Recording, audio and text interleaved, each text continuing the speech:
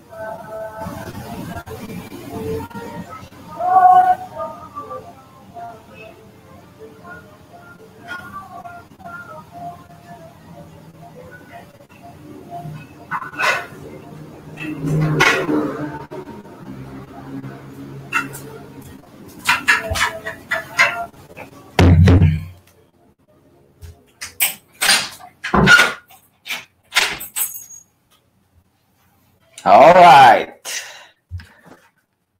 Oke.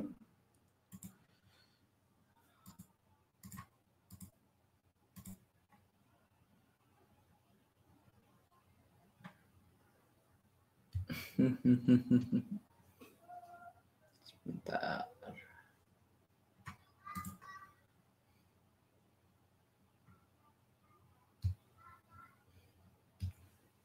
Oke, teman-teman, malam semuanya siap menerima ilmu? Oke, semuanya jelas dan sangat jelas. Oke, mantap gitu ya, teman-teman. Kita langsung akan masuk ke slide, teman-teman. Ini hari Senin gitu ya. Jadi hari ini kita akan bahas trading instrumen.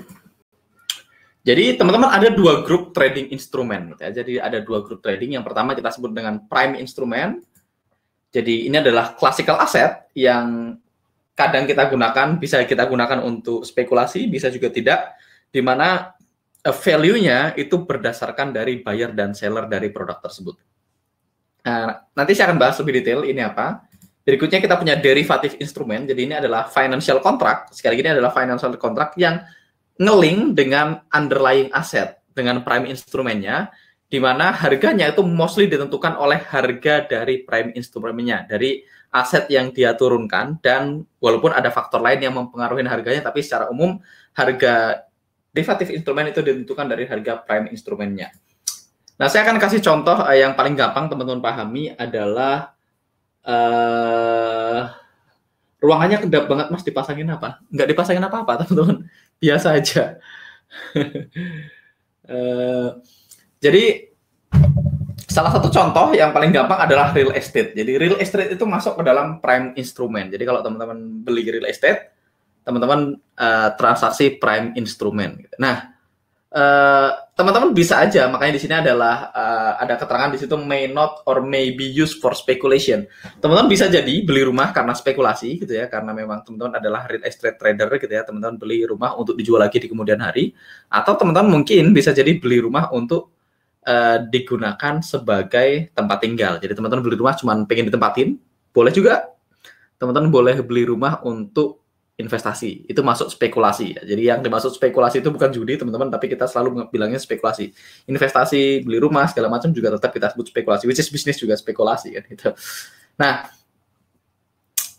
sedangkan kalau misalnya teman-teman udah punya rumah, which is rumahnya adalah prime instrument, teman-teman bisa beli turunannya, derivatif instrumennya, yaitu misalnya asuransi. Teman-teman punya rumah, punya toko, teman-teman bisa asuransikan rumahnya.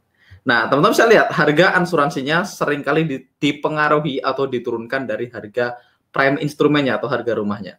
Semakin mahal harga rumahnya, maka semakin mahal asuransi rumahnya. Rumahnya harga 1M, dan rumahnya harga 10 miliar, pasti asuransinya beda kan gitu ya. Jadi itu yang pertama, yang mempengaruhi harganya adalah harga dari prime instrumennya, karena dia adalah derivatif atau turunan. Nah, sedangkan ada nggak faktor lain yang mempengaruhi harga dari derivatif instrumennya? Ada, misalnya, kalau misalnya kita tadi beli asuransi rumah gitu ya, misalnya saya punya rumah di Florida gitu ya, di mana Florida itu rawan hurricane gitu ya, atau teman-teman misalnya punya rumah di tempat yang rawan gempa, rawan angin puting beliung misalnya. Misalnya saya punya rumah di tempat yang di Florida mungkin yang rawan angin hurricane gitu ya, angin topan gitu ya, dan harga rumahnya $1 juta misalnya. Malam semua ini Mas Teguh siapa? Teguh Hamzah Pansuri bukan nih? Dan misalnya saya punya rumah di tempat lain ya, rumah yang tidak rawan hurricane, walaupun harga rumahnya sama, asetnya sama, tapi asuransinya akan berbeda. Asuransi di tempat yang lebih rawan tadi akan lebih mahal daripada asuransi di tempat yang tidak terlalu rawan. Jadi itu kurang lebih gambaran gampangnya. Jadi ini prime instrument dan derivatif instrument. Sekali lagi teman-teman, ini tidak kita gunakan dalam trading, jadi teman-teman tidak perlu fully understand ini semua, tapi ini sebatas pengetahuan supaya teman-teman tahu apa yang available di luar sana ya. Teguh Hamzah dong. Oke, berikutnya prime instrument. Ini adalah contoh-contoh prime instrument. Tadi kita udah bahas properti atau real estate. Berikutnya physical commodity, gold, silver, dan lain-lain itu termasuk prime instrument. Fixed income, treasury, credit, funds, ini juga termasuk prime instrument. Stock shares, saham itu termasuk prime instrument. Currency atau mata uang juga termasuk prime instrument. Jadi ini adalah instrumen utamanya. Sedangkan turunan dari ini semua kita sebut dengan derivative instrument. Ini adalah beberapa contohnya. Pertama future. Future itu adalah turunan dari derivatif. Teman-teman bisa trading stock future-nya saham, misalnya S&P 500 future gitu. Teman-teman bisa juga trading misalnya currency future gitu ya. Jadi future itu termasuk derivatif. Options ini juga derivatif. Jadi options ini kayak insurance-nya saham. Jadi option ini seperti insurance-nya saham. Teguh Prianto Jakarta. Oh, bukan. Options itu adalah seperti asuransinya saham. Tadi kalau teman-teman punya asuransi rumah, tak ada asuransinya saham. Nah, bisa nggak asuransinya rumah ditransaksikan? Bisa, teman-teman bisa menjual asuransinya nanti ke orang lain. Gitu ya. Tapi kalau rumah kan nggak liquid. Tapi kalau di financial market, financial contract itu liquid. Gitu ya. Berikutnya ada kredit derivatif, ada CFD atau contract for difference. Ini kemarin kita udah bahas. Berikutnya ada spread betting, terus binary options. Ini juga derivatif instrumen. Sekali lagi, binary options ini berbeda dengan options gitu ya. Oke. Berikutnya kita akan sedikit cepat aja supaya teman-teman dapat langsung segera ke metodologinya segera gitu ya. Jadi currency, karena kita akan trading currency teman-teman, maka kita akan perlu bahas tentang definisi currency. Formal definition-nya ini kita ambil dari Investopedia gitu ya. Currency adalah medium of exchange for good and service. Jadi dia adalah media pertukaran untuk barang dan jasa, atau dengan kata lain uang gampangnya gitu ya. Dalam bentuk paper atau koin, dalam bentuk kertas ataupun koin, biasanya dikeluarkan oleh pemerintah dan diterima secara umum sebagai metode pembayaran. Itu adalah definisi generik dari currency atau mata uang. Ya. Nah, prime instrument dari currency itu cash. Teman-teman bisa aja trading cash for speculation. Jadi sekali lagi, semuanya bisa spekulasi, bisa untuk teman-teman bisa aja pegang cash karena memang pure untuk belanja, gitu, untuk beli barang dan jasa. Atau teman-teman bisa juga trading cash sebagai speculation. Misalnya teman-teman yakin nih, wah USD bentar lagi turun gitu ya. Karena ada banyak kasus di Amerika misalnya, terus teman-teman jual US dollarnya, begitu harganya murah teman-teman beli lagi, atau teman-teman yakin misalnya euro akan naik terus karena satu dan lain hal, teman-teman datang ke money changer, beli euro, ditaruh di bawah bantal gitu ya, dan begitu harganya naik teman-teman jual, which is bisa dilakukan, teman-teman bisa trading cash gitu ya. Berikutnya spot forex ini juga transaksi forex dengan harga spot, which is ini yang akan kita transaksikan. Spot forex ini termasuk prime instrument. Berikutnya transaksi forward, ini biasanya kalau kita punya banyak perusahaan, mereka pengen beli barang dan jasa di luar negeri, misalnya mereka akan menggunakan transaksi forward. Jadi mereka ngelok exchange rate-nya hari ini untuk transaksi di kemudian hari, misalnya gitu. Berikutnya cryptocurrency itu juga termasuk prime instrument. Walaupun cryptocurrency kata orang bilang nggak ada nilai intrinsiknya, tetapi harganya ditentukan oleh buyer dan seller. Jadi ini semua 4 ini, cash, spot forex, forward, dan cryptocurrency termasuk prime instrument. Berikutnya apa turunannya? Turunnya adalah derivatif instrument. Ada namanya forex CFDs gitu ya. Teman-teman nggak beneran trading forex, tapi teman-teman trading contract for difference. Ada beberapa broker di dunia yang memarket dirinya as forex broker, tapi sebenarnya mereka trading CFDs. Berikutnya ada forex future, teman-teman bisa trading forex future dan forex options. Nah, forex future dan forex options ini adalah salah satu cara kalau teman-teman pengen trading spot forex di decentralized exchange gitu ya. Jadi kalau spot forex kan kita udah bahas kemarin decentralized gitu ya, atau belum bahas kita. Sedangkan kalau untuk forex option dan future itu centralized exchange, teman-teman bisa trading centralized exchange. Tapi ada plus minusnya. Kalau teman-teman trading forex future ini centralized, artinya harganya sama di seluruh dunia gitu ya. Tetapi cons-nya adalah teman-teman nggak bisa trading cross pair, teman-teman nggak ada swap dan lain-lain gitu ya. Jadi ada perbedaan di situ. Jadi forex option dan forex future ini juga salah satu derivatif instrumen. Ini adalah turunannya dan ini adalah salah satu cara kita trading di centralized exchange. Sedangkan FXCFD sini adalah contract for difference. Oke, terminologi corner teman-teman, kita akan bahas tentang leverage dan margin gitu ya. Jadi ini saya akan bacain dulu, ini akan sedikit membingungkan, nanti saya akan jelasin. Jadi leverage adalah multiplier effect sebagai konsekuensi karena kita trading on margin. Jadi kalau orang bilang, saya trading on leverage, berarti kita trading on margin. Nah, margin itu apa sih? Margin adalah capital atau modal yang dibutuhkan oleh broker seringkali diinstruksikan oleh exchange, tapi ini bukan kasus kita kalau di spot forex, karena spot forex itu non-centralized.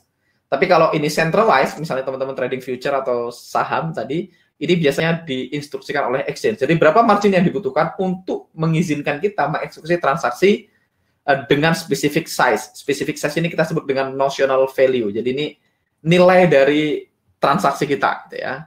Notional value. Sebagai contoh, kita bahas, kalau misalnya saya mau beli 100 lembar saham dan harganya $225 per share, maka seharusnya saya harus bayar 225 dikali 100, berarti total cost saya adalah 22.500. Ini adalah notional value, ini adalah uang yang dibutuhkan untuk mengeksekusi transaksi ini tanpa leverage. Jadi berapa uang yang kita butuhkan untuk mengeksekusi sebuah transaksi tanpa leverage namanya notional value. Sedangkan kalau broker hanya membutuhkan setengah gitu misalnya, setengah dari harga yang kita butuhkan, maka margin yang dibutuhkan adalah 11.250, maka ini adalah marginnya.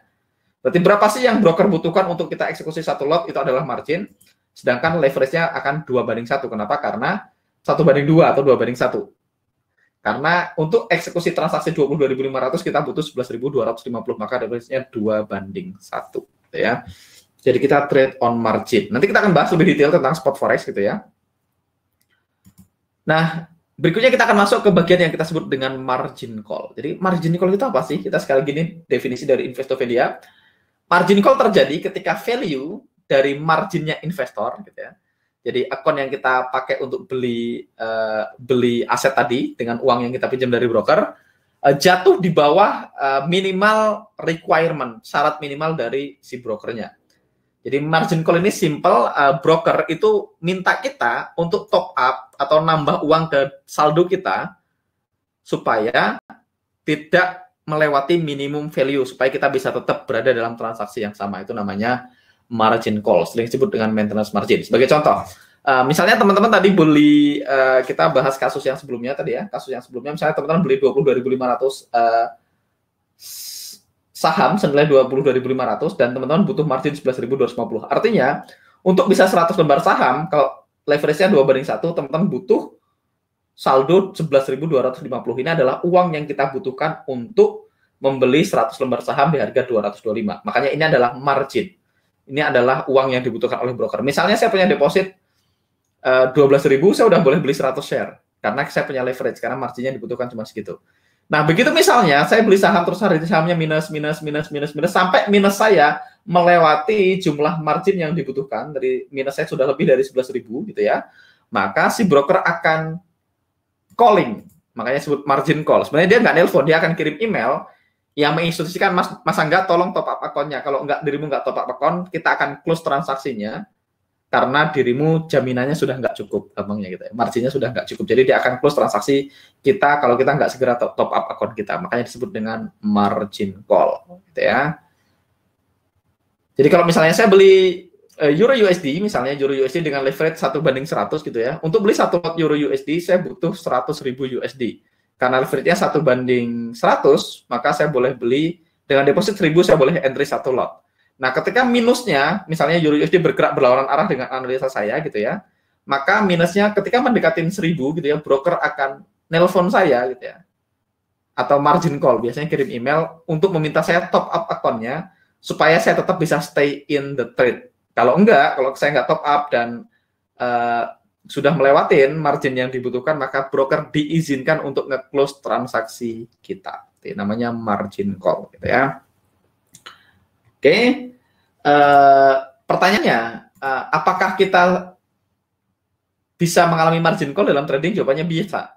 Tapi apakah sebenarnya kalau kita trading dengan benar kita mengalami margin call? Harusnya enggak.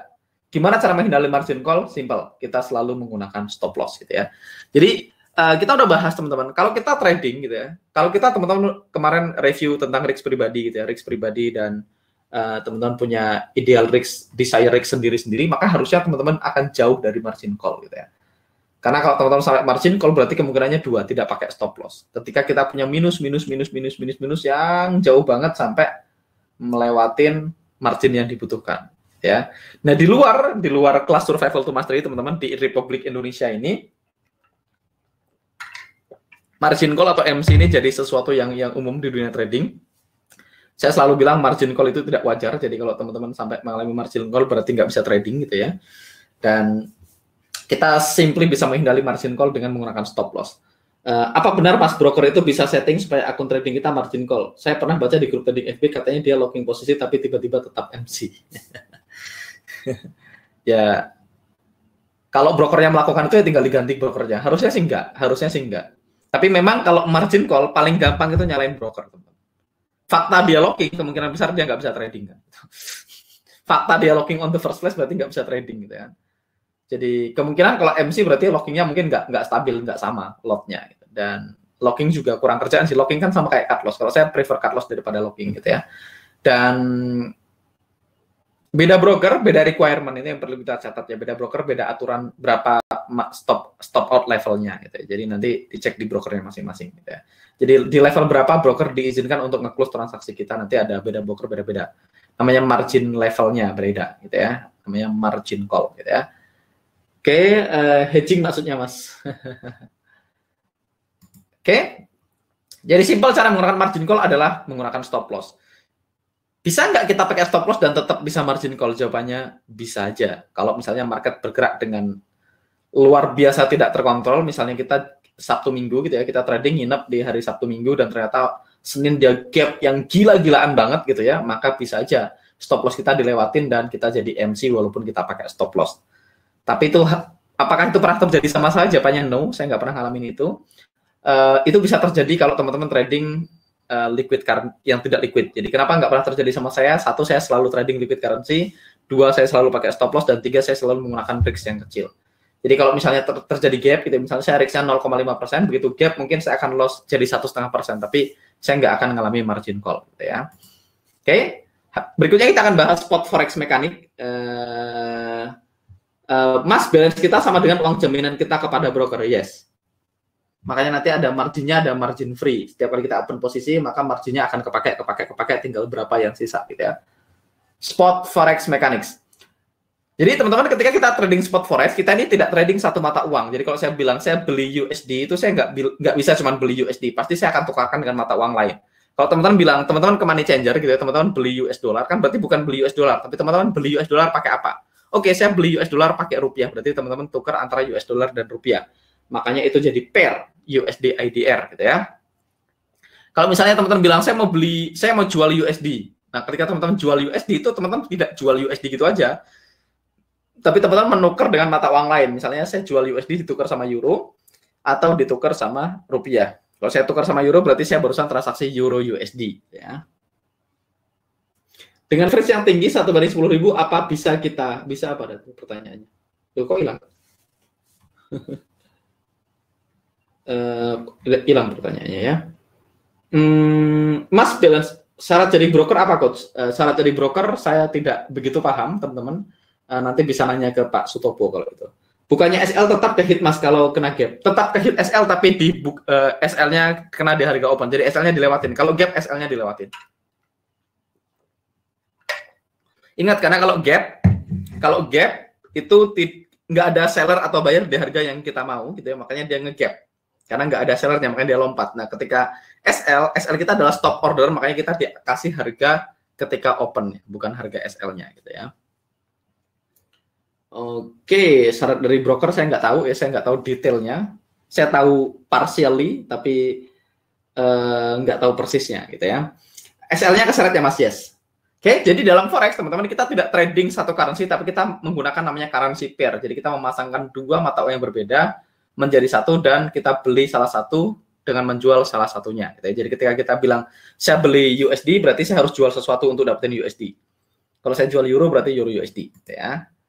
Nah, kita udah bahas kemarin major pair gitu ya, most liquid pairs dengan USD di dalamnya itu major, dan minor pair adalah pair yang tidak terlalu liquid dan tidak punya USD di dalamnya. Ya, lebih tidak terlalu liquid dibanding major, jadi major ini paling liquid, minor itu tidak liquid karena tidak punya USD kecuali USD Sing dollar. Kalau kayaknya kita kemarin udah bahas ini ya, kita udah bahas tentang currency list kalau nggak salah. Jadi teman-teman semua yang ada USD-nya ini adalah major, itu major pair. Jadi major ini terdiri dari negara-negara paling kuat di dunia, paling oke perekonomiannya, paling stabil. Karena dia paling stabil, paling kuat, maka dia liquid. Ketika dipasangkan dengan USD, which is USD adalah pair paling liquid di muka bumi, maka terciptalah major pair. Jadi major pair itu yang ada USD-nya, ada AUD USD, Euro USD, GBP USD, NZD USD, USD CAD, USD CHF, dan USD Yen. Berikutnya, semua ini dipasangkan satu sama lain tanpa USD menghasilkan minor pair. Jadi AUD CAD, AUD CHF, AUD JPY, dan seterusnya sampai NZD Yen. Kecuali USD SGD. Ya, USD SGD ini tetap minor walaupun ada USD-nya, karena dia tidak terlalu liquid. Oke.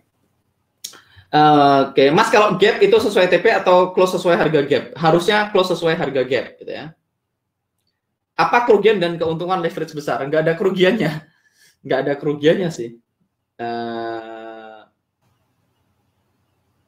Jadi amannya ini pertanyaan dari Mas Andi Sultan. Jadi amannya transaksi di cancel semua ya Jumat malam, Mas. Nggak perlu sih, nggak perlu di cancel. Tergantung. Kalau teman-teman adalah seorang intraday trader maka harus close. Tapi kalau teman-teman adalah seorang swing trader maka tidak perlu close. Ingat, kemarin kita udah bahas kalau kita day trader lotnya lebih gede. Makanya gapnya jadi sangat berisiko. Tapi kalau kita swing trader gitu ya, kita menggunakan lot yang lebih kecil, size-nya lebih kecil, karena kita dapat great move supaya bisa menjustifikasi, kita pengen dapat longer move supaya bisa menjustifikasi overnight risk. Makanya kalau swing trader ya nggak perlu di close. Saya swing trader, jadi saya nggak pernah close transaksi ketika weekend gitu ya. Jadi kalau misalnya saya punya running transaksi jalan di hari Jumat gitu ya, saya tetap keep transaksi itu running di weekend gitu ya. Sebentar, saya lagi lihat ini dulu. Oke. Pertanyaan berikutnya tadi dari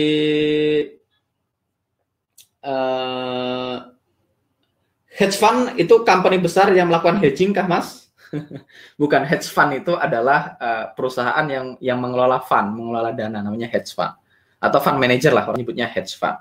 Nah, hedging itu juga beda. Hedging yang dikenal di dunia bisnis sama hedging yang kita paham itu beda. Hedging yang dimaksud di dunia bisnis adalah mereka hedge. Mereka hedge itu bukan buy dan sell mata uang yang sama, itu namanya locking atau hedging versi newbie gitu. Hedging itu misalnya saya adalah sebuah perusahaan yang bergerak di bidang maskapai gitu ya. Misalnya saya punya perusahaan maskapai Garuda Indonesia, maka biasanya mereka hedge. Mereka akan hedge transaksinya karena banyak orang yang beli tiket pesawat dengan harga yang masih jauh gitu ya. Saya beli tiket pesawat untuk 6 bulan lagi tapi saya bayarnya sekarang gitu ya. Biasanya mereka akan hedge uangnya sebagian di crude oil. Jadi mereka adalah pemain besar di oil gitu ya. Jadi ketika harga dia harus ngelok sebuah harga tiket, ada orang beli tiket di depannya dia akan hedge karena salah satu cost paling besarnya dari maskapai adalah oil, maka mereka akan melakukan hedging di oil. Jadi hedging itu seperti itu. Teman-teman bisa hedging transaksi saham dengan options gitu ya. Jadi misalnya teman-teman punya satu portofolio yang bagus, teman-teman nggak pengen lepas, tapi ketika market crash teman-teman bisa hedging menggunakan options gitu. Jadi itu hedging. Bukan beli euro, terus minus, terus sell euro, terus minus, terus beli, sell, terus harganya di tengah, itu nggak hedging namanya. Itu namanya locking gitu ya. Ini ada pertanyaan dari Mas Paijo. Mas, bila leverage 1/10.000, maksudnya apa beda dengan 1/100? Bingung, apa risknya bisa tetap 2%? Nggak ngaruh, teman-teman. Kalau buat kita gitu ya, buat kita yang trading berdasarkan risk per trade gitu ya, mau leverage 1/100, 1/1.000.000, nggak ada bedanya buat kita. Makanya kalau saya ditanya, Mas, pakai leverage yang berapa? Saya akan pilih yang paling besar. Kalau tersedia 1.500 akan saya pakai 1.500, tersedia 1.100 ya pakai 1.100. Jadi saya akan pakai yang paling besar karena buat kita trader yang profesional yang ngerti cara mengelola risk dengan benar, kita punya risk per trade, buat kita nggak ada bedanya mau leverage 1/100 atau 1/1.000.000 gitu ya. Tapi kalau ada broker ngasih leverage 1/10.000 ya teman-teman mesti curiga sama brokernya. Nggak umum leverage 1/1000, jadi 10.000. Jadi kalau broker ngasih 1/10.000, hati-hati sama brokernya. Tapi sebenarnya kalau ngomongin secara trading nggak ada bedanya. Kalau teman-teman risknya 2% per transaksi gitu ya, mau risknya leverage-nya 1/100 sama 1/10.000 nggak ada bedanya. Oke, jadi apa keuntungan dan kerugian leverage yang besar? Nggak ada sih. Kalau buat kita ya, seorang profesional trader ya, nggak ada bedanya leverage besar atau kecil banget. Bukan yang kecil 1/2 ya, tapi kalau kita ngomongin 1/50 sama 1/100, 1/200 nggak ada bedanya. Tapi bagi orang-orang yang suka overload, suka nggak punya MM yang baik ya, semakin gede leverage-nya semakin gampang MC. Karena biasanya dia diizinkan ambil transaksi lebih banyak, otomatis tahanannya lebih dikit. Kayak misalnya kalau leverage-nya 1/1000 gitu ya, untuk beli satu lot itu cuma butuh, saya akan gambar aja. Oke, saya akan buka trading view seperti biasa. Saya akan gambar aja. Mana sih? Firefox. Saya akan gambar aja supaya teman-teman kebayang. Walaupun saya bisa gambar di webinar jam, tapi saya lebih suka pakai trading view. Firefox Alert. Oke. Saya akan pakai chart yang mana saja. Udah keklik lagi. Oke. NZDN. Very nice. Tapi udah lewat EMA-nya sekarang. Oke. Jadi misalnya gini. Kalau untuk beli 100.000, untuk beli satu lot Euro USD gitu ya, dibutuhkan 100.000 USD tanpa leverage. Jadi tanpa leverage untuk beli satu lot Euro USD butuh 100.000 USD. Kalau sedangkan kita tahu teman-teman, satu standard lot, satu lot gitu ya, itu pergerakan 1 pips sama dengan 10 USD ya, 10 USD. Nanti kita bahas pips segala macam itu apa kalau teman-teman belum paham. Maka kalau kita sebenarnya kalau trading dengan 100.000 USD untuk ngabisin 100.000 USD, harga butuh bergerak seberapa jauh? Berarti harga butuh bergerak 100.000 dibagi 10. Harga butuh bergerak 10.000 pips. Bergerak 10.000 pips, jadi baru habis duitnya ya, baru habis. Tidak terjadi gitu ya. Karena satu pip sama dengan $10, sedangkan satu lot itu 100.000 USD. Nah, kalau kita pakai leverage, misalnya leverage-nya adalah 1/100 gitu ya. Berarti untuk mengeksekusi satu lot gitu ya, saya bukan butuh 100.000 tapi butuh 1/100-nya. Berarti saya cuma butuh margin gitu ya. Margin yang dibutuhkan 1.000 USD untuk entry satu lot gitu ya. Nah, karena satu pips adalah $10, harga bergerak 100 pip, maka teman-teman udah MC. Kalau satu standard lot dengan deposit 1.000. Kalau teman-teman trading tanpa stop loss gitu ya, dan teman-teman entry satu lot, maka 100 pip udah MC. Nah, kalau leverage-nya gede gitu ya, misalnya leverage-nya 1/1000 gitu ya, 1/1000, maka teman-teman cuma butuh 100 perak, $100 untuk entry satu lot, 1/1000, teman-teman butuh $100 untuk entry satu lot. Kalau teman-teman entry satu lot, sedangkan balance-nya cuma 100, teman-teman satu lot 10 pip, berarti harga berlawanan 10 pip aja udah MC. Gitu. Udah margin call. Karena 10 kali 10 udah 100, sedangkan balance kita 100, sedangkan kita boleh diizinkan ambil 100.000. Jadi kalau dia newbie, dia amatir gitu ya, pakai leverage 1/1000, dia deposit $100, dia entry satu lot, berlawanan 10 pips langsung MC. Jadi itu jeleknya kalau leverage gede. Tapi buat kita, professional trader, teman-teman pasti nggak mungkin dong dengan deposit $100 entry satu lot. Kalau saya depositnya 1.000 gitu ya, saya depositnya 1.000, dan saya punya area misalnya, saya punya area lebarnya let's say 40 pips gitu ya, 40 pips. Depositnya 1.000, saya leverage-nya 40 pips gitu ya. Lebar areanya 40 pips. Dan saya pakai risk-nya 2%, berarti saya kan risk-nya cuma berapa? 20 dolar. 20 dibagi 40 pips. Berarti ya apapun yang terjadi nggak akan ngaruh, teman-teman. Mau saya pakai leverage berapapun nggak akan terlalu ada bedanya. Kalau teman-teman pakai risk per trade. Karena begitu loss 8 dolar dia langsung stop loss gitu ya. Oke. Ini ada Mas John. Oh iya Mas, pembahasan lebih detail tentang auto climate kapan di-share nanti begitu kita masuk ke step 1. Step 1 dari metodologi itu akan bahas auto climate. Jadi akan lebih dalam tentang auto climate di sana. Oke. Sejarah trading forex spot gimana Mas? Apakah sengaja dibuat oleh institusi besar agar dia dapat makanan? Oke. Sejarah spot forex ya agak panjang sih, saya punya historinya. Jadi spot forex itu dari zaman dulu, dari zaman awal sebelum ada trading forex gitu ya. Sebelum ada trading forex orang itu pakai barter. Nah, setelah barter orang itu mulai pakai exchange, pakai medium of exchange, pakai emas. Cuman dulu problemnya dengan emas adalah emas nggak gampang dibagi, nggak gampang dipecah-pecah gitu ya. Dan agak ribet bawa-bawanya gitu ya. Jadi agak ribet dibawa-bawanya. Jadi akhirnya mereka bank mencetak yang namanya uang kertas gitu ya. Di uang kertas dulu waktu dicetak harus ada underlying emasnya. Jadi ceritanya gini, tapi ini agak panjang ceritanya. Saya akan persingkat aja supaya nggak ngabisin waktu kita gitu ya. Jadi dulu karena saya selalu bawa emas kemana-mana kan rawan ditodong orang, berat dan susah dipecah gitu ya. Akhirnya mereka bikin uang kertas gitu ya. Jadi saya adalah bankir, saya menawarkan, masa enggak daripada dirimu bawa-bawa uang kertas, mendingan bawa emas kemana-mana, mendingan emasnya dititipin ke saya, nanti saya mendingan habis itu saya kasih kertas. Nah, kertas itu menunjukkan bahwasanya I owe you emas ya, I owe you. Jadi teman-teman nitip ke saya 1 gram emas, nanti saya kasih kertas gitu ya, yang nilainya adalah 1 gram emas, membuktikan bahwasanya dirimu nitip uang emas di saya 1 gram. Jadi nanti saya akan punya security, saya akan punya penjagaan, saya punya berangkas, nanti teman-teman bayar komisi titipnya gitu ya, biaya administrasinya, dan saya punya cabang di mana-mana gitu ya. Jadi kalau misalnya dirimu bawa kertas tadi, dirimu bisa tukarkan kertasnya tadi dengan emas di cabang yang lain gitu ya, untuk ngambil emasnya. Jadi emasnya orang kasih emas ke saya kasih kertas gitu ya, kertasnya nanti bisa ditukar. Nah, lambat laun orang mulai menggunakan kertas sebagai transaksi, jadi oke, permennya jadi satu kertas, satu IOU, 2 IOU dan seterusnya gitu ya. Jadi orang mulai bertransaksi menggunakan kertas, sedangkan abis itu bank sentralnya ini asal mula bankir ya, jadi si bankir pedagang emasnya mulai nakal.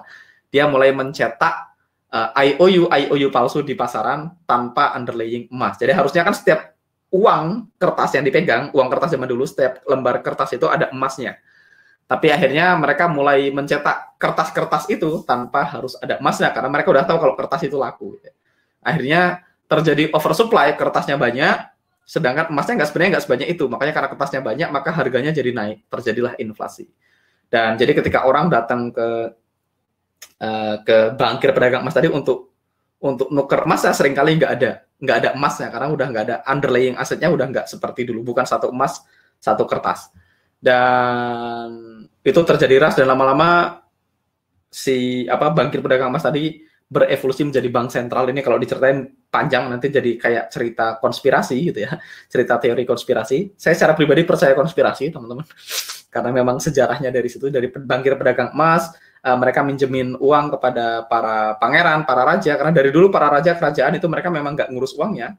Mereka kalau pernah minjem sama bankir pedagang emas nanti harus bayar utang dan segala macamnya, dan biasanya si bankir mau minjemin dengan catatan nanti saya diizinkan untuk nyetak uang, diizinkan untuk mengelola bank sentral, sampai akhirnya jadilah bank-bank sentral di dunia, ada Federal Reserve, ada Bank of England dan segala macamnya.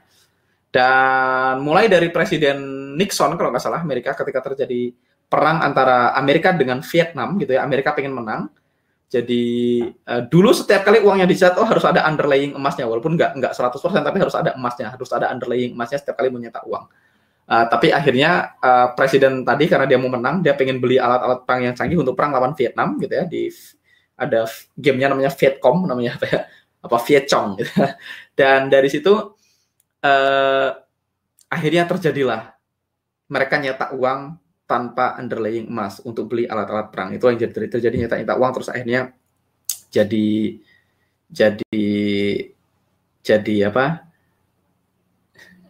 ada banyak uang kertas yang tidak punya underlying emas, dan akhirnya dilakukan oleh banyak bank sentral di dunia. Dan Lanjut itu panjang teman-teman, nanti kalau uangnya tadi pinjam ke orang lain, nanti mulai ada sistem perbankan, sistem rekening, ada namanya fractional reserve banking gitu, di mana dia bisa nyetak uang dari udara bebas dan sebagainya, sampai dunia jadi elektronik, sampai jadi electronic trading gitu ya, jadi spot forex dan segala macamnya. Jadi tidak sesimpel itu teman-teman, saya oversimplified, tapi itu mudah-mudahan diterima. Ini STM sekolah tanpa MC, masuk Mas Erik. Cakep. Kalau referensinya besar mungkin untuk main full margin kali ya. Ya tadi tujuannya apa trading full margin kan gitu. Kalau buat kita ya kita selalu pakai risk pribadi, kita selalu pakai desire risk, jadi udah nggak ada bedanya buat kita leverage. Oke, sebelum Masehi kita Mas. Ya. Pokoknya bahas UFO sampai mudeng ya Mas, agar lebih presisi dalam ambil posisi. Makasih. Mas, apa nggak kebalik, leverage semakin kecil nggak, apa tidak semakin cepat MC? Nggak dong. Kalau leverage-nya semakin kecil, misalnya nih, broker leverage-nya 100.000, leverage-nya 1/10, berarti untuk beli 100.000 saya butuh 10.000 pips. 10.000 pips boleh ambil satu lot, berarti saya punya ketahanannya 1.000 pips. Jadi semakin besar leverage-nya, semakin kecil margin yang dibutuhkan untuk mengambil satu transaksi. Otomatis semakin gampang MC. Kalau tradingnya tidak sehat. Gitu ya. Sekali lagi nih, kalau tradingnya tidak sehat. Nah, mungkin yang dimaksud dengan Mas Ridwan adalah semakin kecil leverage-nya, semakin besar margin requirement yang dibutuhkan. Betul. Semakin besar leverage-nya, semakin kecil margin-nya yang dibutuhkan. Itu dua hal yang berbeda. Tapi kalau MC, semakin gede leverage-nya, semakin gampang MC, karena dia selalu semakin gampang overload gitu ya. Tapi buat kita, sekali lagi, kalau kita pakai stop loss, kita pakai risk pribadi, nggak ada bedanya. Oke, Rothschild nih terpanggil. New World Order. Oke, anyway. Nggak usah terlalu get detail tentang itu ya teman-teman. Kita akan masuk ke spot forex mekanik gitu ya. Berikutnya, di dalam trading itu ada namanya base currency, ada namanya quote currency. Jadi quote currency itu mengukur berapa banyak quote currency yang dibutuhkan untuk mendapatkan satu unit base currency. Dengan kata lain, base currency itu dihargain dengan harga quote currency. Kalau bingung saya akan jelasin gitu ya. Contoh, Euro USD sekarang harganya 1,1010. Artinya butuh 1,1010 dolar untuk beli 1 euro. Jadi gampang gitu. Kalau misalnya USD IDR adalah 14.000, berarti butuh 14.000 rupiah untuk beli 1 USD, gampangnya gitu. Misalnya apalagi? Misalnya MYR IDR Malaysian Ringgit terhadap Indonesian Rupiah adalah 3.500, berarti butuh 3.500 rupiah untuk beli 1 ringgit Malaysia dan seterusnya. Jadi kalau Euro USD harganya 1,1010 berarti butuh 1,1010 USD untuk beli 1 euro. Kalau kita mau lihat harga realnya, misalnya saya ke Euro USD sekarang. Euro USD sekarang harganya 1,1303, berarti saya butuh 1,1303 US dollar untuk beli 1 euro. Kalau saya ke Euro JPY misalnya, berarti euronya adalah base currency, yen-nya adalah quote currency gitu ya teman-teman. Maka harganya 123,46. Artinya butuh 123,46 yen untuk beli 1 euro. Jadi itu adalah base currency dan quote currency. Jadi euro adalah base currency, USD adalah quote currency. Jadi yang depan namanya base currency, yang belakang namanya quote currency. Ya. Oke.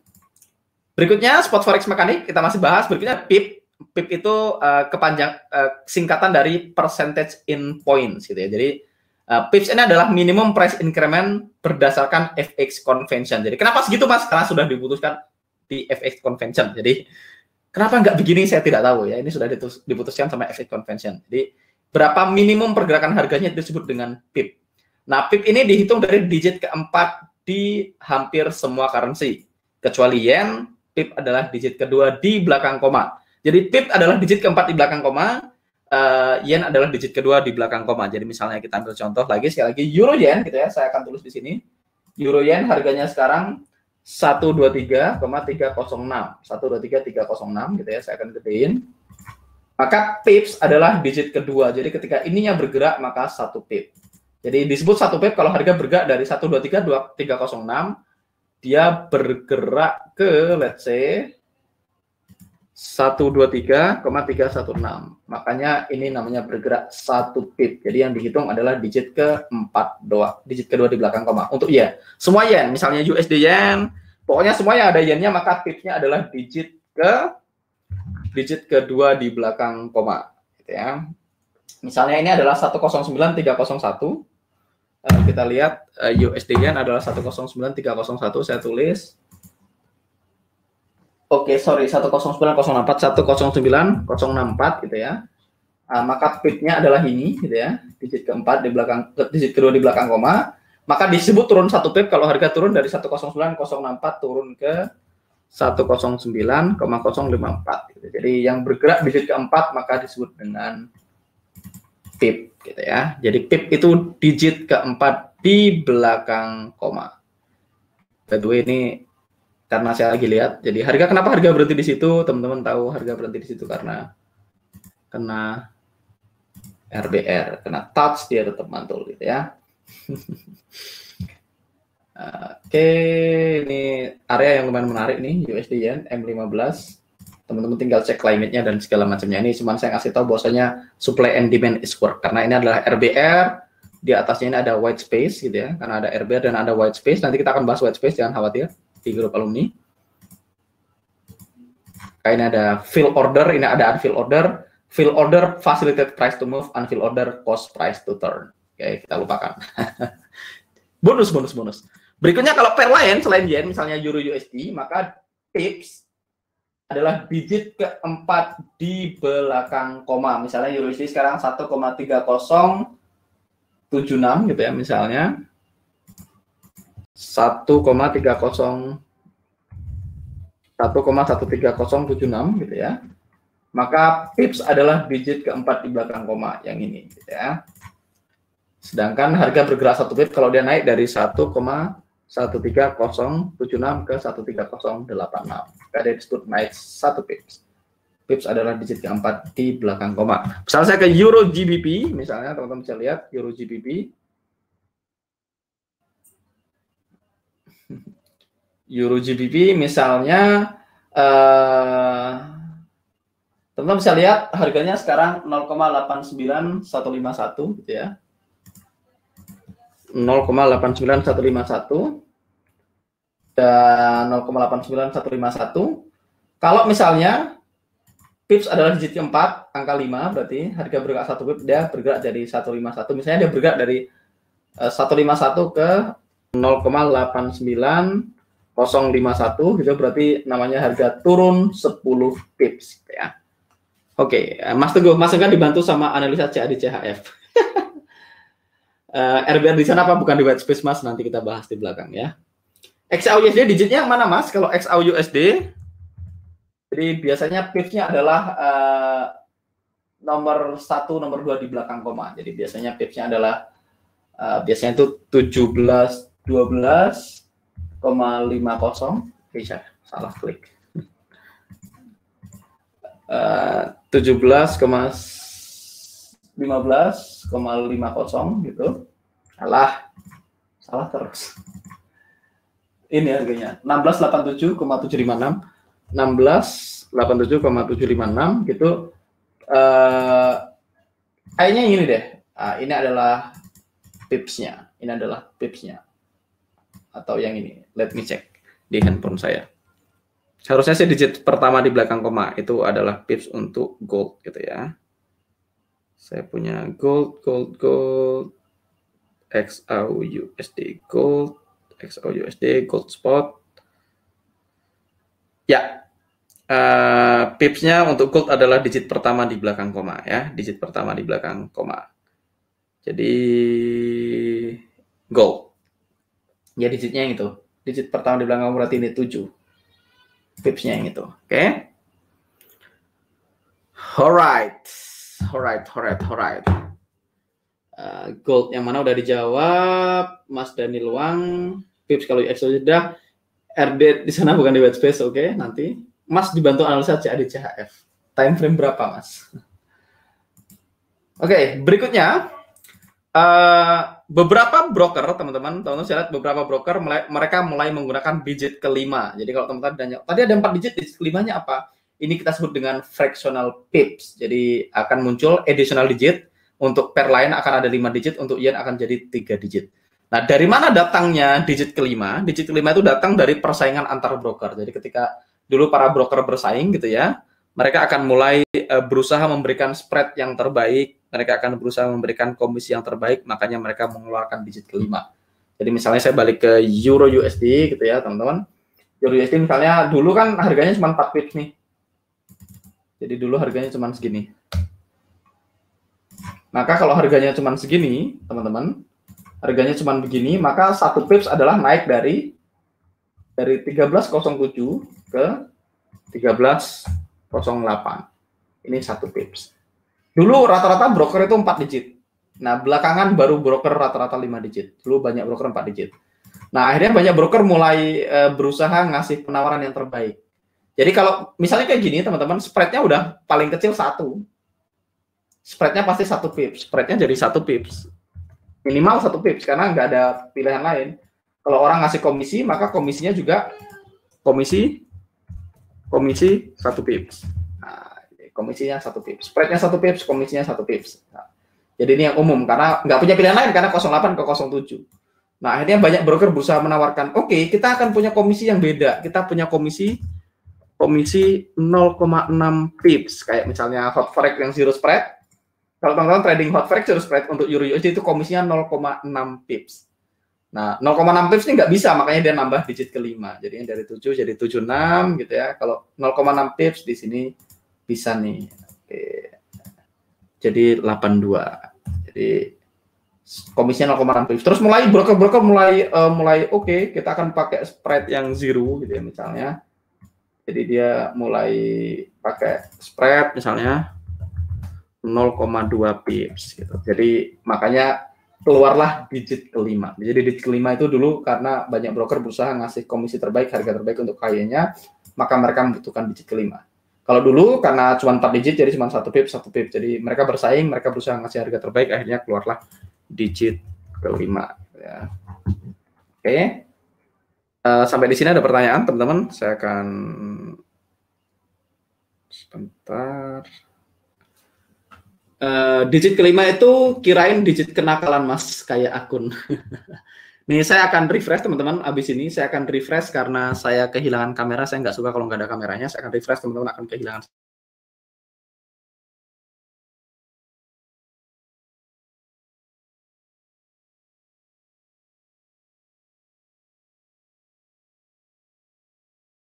Teman-teman, I am back.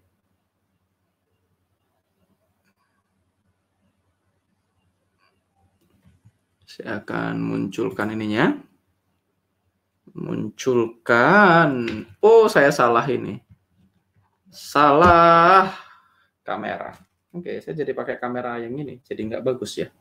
Sebentar, teman-teman. Saya akan cabut dulu. Colokin lagi dan saya akan refresh ke.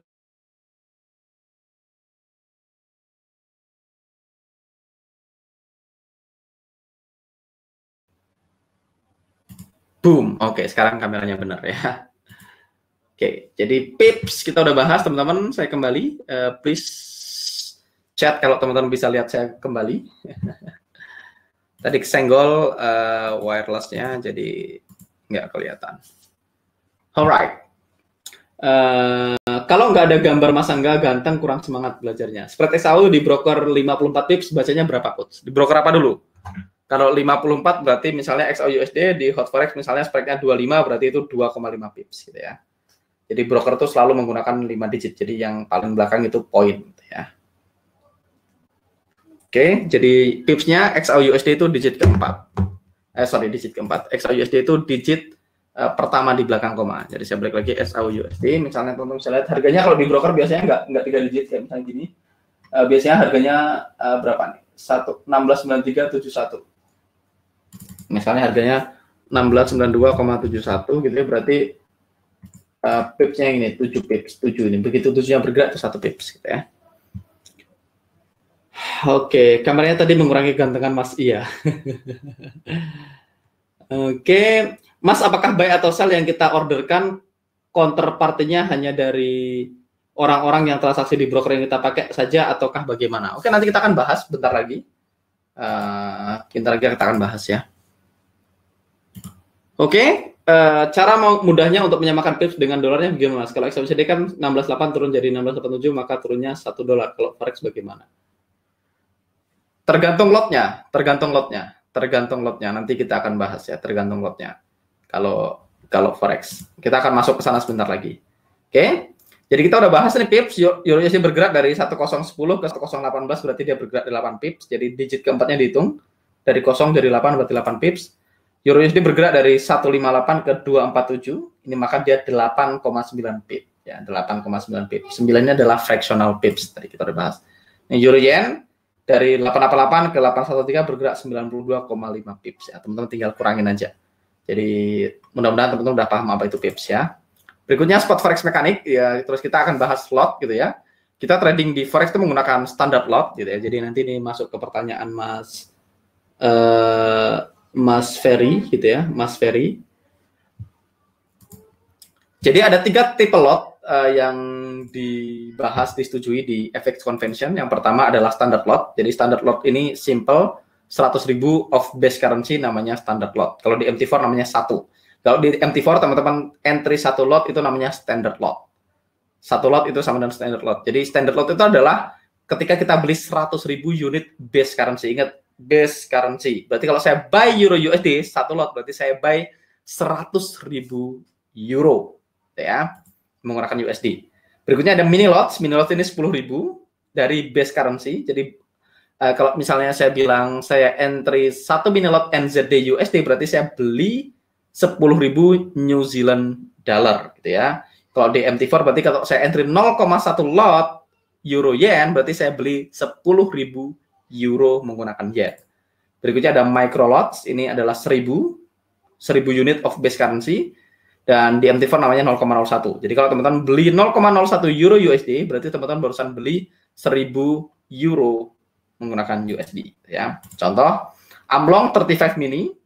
35 mini itu berarti 0,35 gitu ya, 35 mini. Euro UAUD artinya saya beli 350.000 pound euro size-nya. Jadi kalau saya beli 35 mini euro AUD berarti saya beli 350.000 euro. Karena mini berarti 350.000. Oke. Oh, sorry, 35 mini berarti 3,5 lot kalau di MT4 ya. Berikutnya spot forex mekanik, teman-teman ada pip value. Jadi pip value ini adalah specific monetary impact ketika satu pip move di satu currency pair di traders account. Jadi kalau harga bergerak satu pip, ini naik atau turunnya berapa? Ini pertanyaan dari Mas Ferry gitu ya. Pip value itu tergantung dari currency-nya yang menjadi bagian dari transaksi tersebut. Dan tergantung juga dari saldo akun tersebut didepositin pakai apa. Jadi kalau misalnya saya deposit pakai Pepperstone, misalnya saya pakai broker Pepperstone misalnya, atau pakai broker Aksi Trader itu broker Australia, dan saya depositnya on Aussie dollar gitu ya, maka satu pipnya bukan $10. Itu beda lagi nanti ceritanya. Satu pipnya bukan $10 karena dia Aussie. Jadi harus dikonversikan dari $10 menjadi Aussie dollar. Jadi berapapun angkanya dikonversikan menjadi berapa angka depositnya. Jadi pip value itu tergantung dari currency yang kita tradingkan dan juga deposit kita menggunakan currency apa. Ada beberapa broker di Eropa dia depositnya pakai euro. Ada beberapa broker yang pakai USD. Kita akan pakai contoh yang umum kita pakai adalah USD, depositnya maka kita akan hitung berdasarkan USD. Nanti kita ambil contohnya gitu ya. Nah, pip value juga tergantung dari lot size, trade lotnya. Jadi sebagai contoh tadi euro USD dari 110 ke 18 itu 8 pips. Kalau saya entry 45 mikrolot, satu mikrolot itu satu pipsnya $0,10 per pip. Karena ini euro USD, belakangnya USD. Nanti tiap pair harganya nggak $10, tiap pair harganya beda-beda gitu ya. Oke. Makanya teman-teman bisa googling, nanti saya googling pip value per pair, gitu, per currency pair. Saya akan kasih ke teman-teman supaya teman-teman dapat gambaran. Pip value-nya beda-beda. Pip value per table. Saya kasih table aja biar gampang. Saya akan cari satu slide yang gampang supaya teman-teman. Ini sekali ini untuk pengetahuan teman-teman. Di kehidupan nyata teman-teman nggak perlu ngitung ini. Oh ya, investing.com di blog ya. Diblok sama Kominfo. Pakai yang mana nih berarti? Ini seputar forex mungkin nggak diblok, mudah-mudahan.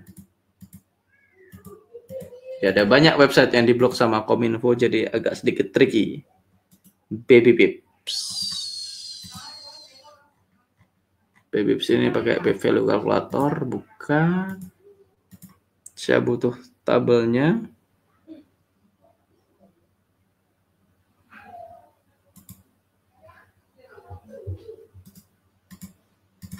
Seputar forex juga diblok sama Kominfo.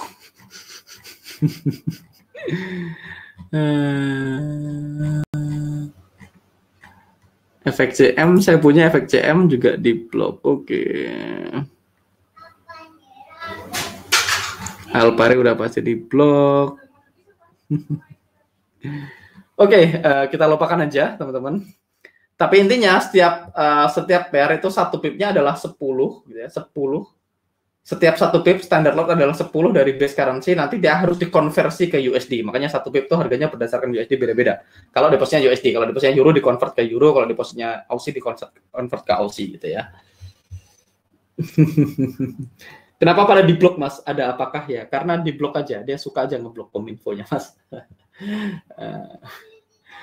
Oke, pakai VPN, Mas. Saya pakai VPN, cuman kan saya lagi connect ke webinar Jam. Saya punya VPN, tapi kalau saya pakai VPN nanti terganggu. Asisten bisa diaplikasi di handphone, Mas? Jawabannya enggak bisa gitu ya. Let me see.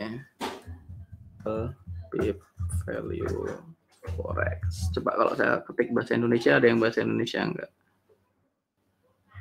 Investing ini oke, tapi di blok. XM juga pasti di blok, efek TM pasti di blok.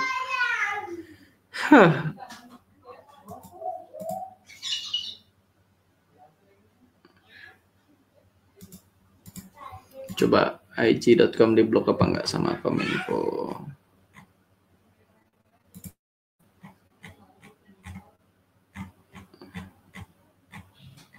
Ini dia ada. Akhirnya saya nemu satu yang tidak diblok. Boom.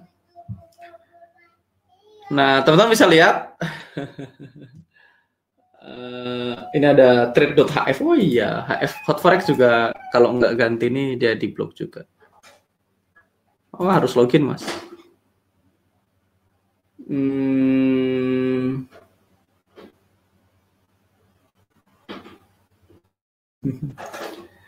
Kominfo sering.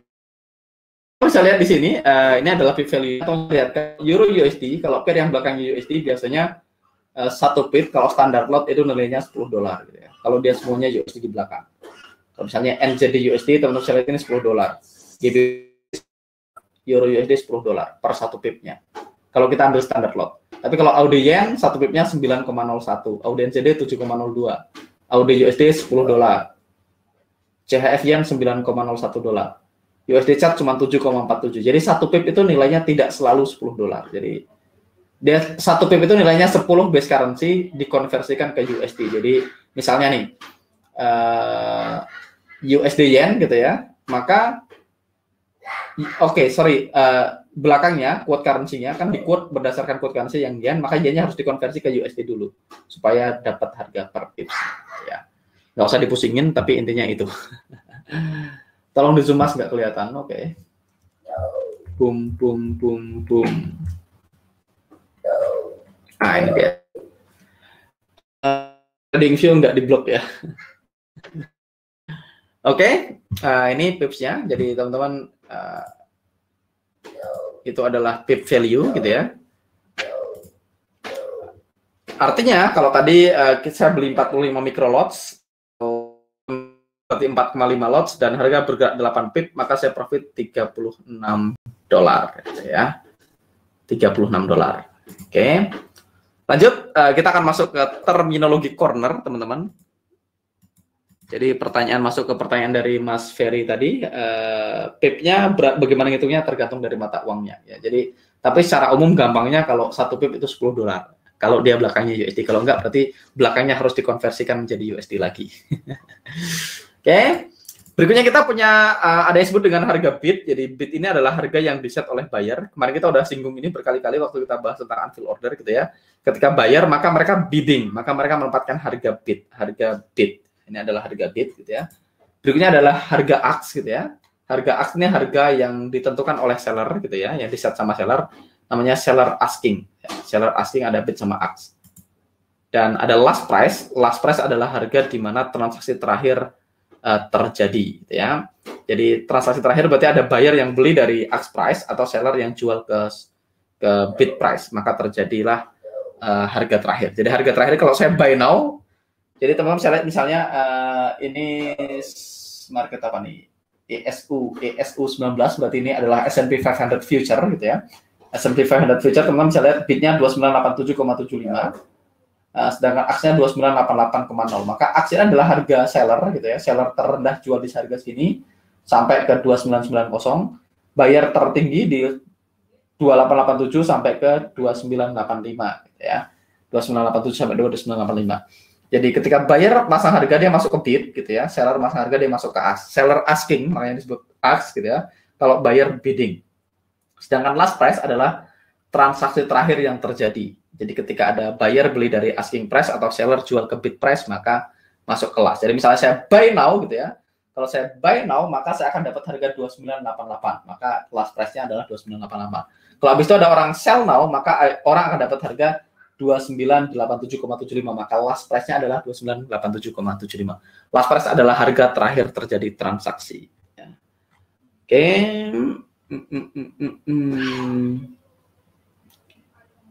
Mas, ada broker nggak yang nggak perhitungkan? Ya nggak mungkin lah, semua broker pasti pakai peak value, Mas. Siap, udah jelas, Mas. Jadi semua broker pakai peak value yang sama berdasarkan FX convention gitu ya. Oke. Jadi saya akan kasih sebuah slide, teman-teman. Misalnya saya balik ke TradingView. Misalnya saya ketik MSFT gitu ya, saya ketik Microsoft gitu ya. Teman-teman bisa lihat Microsoft.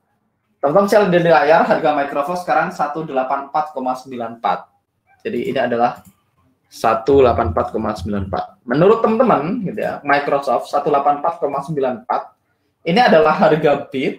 Teman-teman pilih, saya akan kasih polling. Ini Microsoft gitu ya. Microsoft itu harga di layar 184,94. Ini menurut teman-teman dia adalah harga bid atau harga ask atau harga last. Tadi kita udah bahas 3 jenis harga. Saya akan publish pollnya, teman-teman tinggal pilih di pollnya. Microsoft itu ya, Microsoft ini harganya 184,94 ya, bergerak 9394. Nah, menurut teman-teman ini harga bid, harga ask atau harga last? 100% pilih last. Beberapa pilih bid. Kalau stok harga last, mantap. Jadi kalau future dan centralized market harganya adalah harga terakhir. Kenapa dia harga terakhir? Karena dia centralized market. Jadi pakai harga terakhir. Harga bid sama aksnya di mana? Harga bid sama aksnya kalau teman-teman munculkan DOM-nya, mana ya matriksnya. Ketika teman-teman ketik matriks, teman-teman bisa lihat. Ini ada buy price, ada sell price. Oh, nggak muncul ya. Nggak muncul. Jadi di beberapa platform dia bisa munculin harganya. Jadi beda platform, beda ketentuan. Dulu saya trading stok pakai Tekion. Di Tekion tuh muncul harga bid sama aksnya. Jadi ada bid sama aks, ada harga last. Jadi selalu begitu. Kalau teman-teman pakai munculin metriknya kayak gini tadi, muncul nih ada bidnya, ada aksnya, ada lastnya. Gitu ya. Jadi ada muncul gitu ya. Tapi chart yang ditampilkan adalah harga terakhir atau harga last. Kenapa? Karena dia adalah centralized market. Karena centralized market, semua transaksi terjadi di satu tempat. Semua orang beli. Jadi kalau misalnya saya mau bisa which is gitu ya, Microsoft, maka saya harus saya akan harga yang 179 sekarang harganya turun ya. Akan beli, orang harus satu tempatnya ya. Ada tugasnya adalah menghitung semua transaksi yang terjadi, makanya kita punya data transaksi terakhir. Kita tahu berapa transaksi terakhir ya. Makanya harganya lah. Broker apapun yang sekalipun broker semuanya pasti menampilkan harga yang sama karena dialah centralized, ada pusatnya, ada komputer yang mencatat berapa harga terakhir dari Microsoft, itu ya harga lastnya. Jadi bukan harga bitnya, bukan harga aksnya. Chart adalah harga last. Nah, bit sama aks nanti biasanya muncul di itunya, di platformnya, gitu ya. Oke, putus-putus Mas, reload, walah mabuk om. Putus-putus Mas, oke, nge-lag. Di saya harusnya normal teman-teman. Coba saya akan refresh sekali lagi. Saya akan refresh sekali lagi.